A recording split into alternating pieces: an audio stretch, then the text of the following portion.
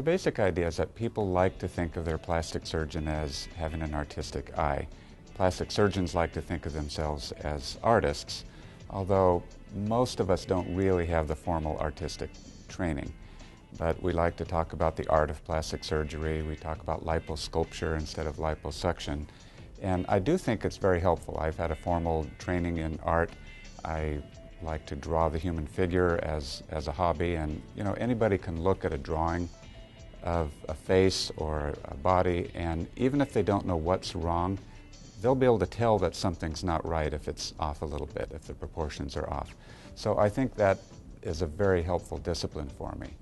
But there's kind of a debate among plastic surgeons now, because there's another camp that says, surgery is really science. We need to look to evidence-based medicine for what we're doing.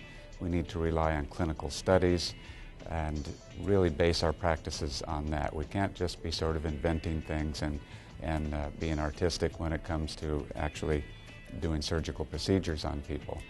And I think that's valid, but really the answer is that it's sort of both. I think if you have an artistic eye, that certainly informs what you do surgically, but you do have to use good techniques that are grounded in science. I personally think it's very helpful to have an artistic background. I think there are a lot of people who go into it thinking that it's just, you memorize a kind of menu list of operations to do and you do them the way you were trained, and it's hard to improve that way. It's hard to sort of do creative problem solving that I think is really at the essence of plastic surgery.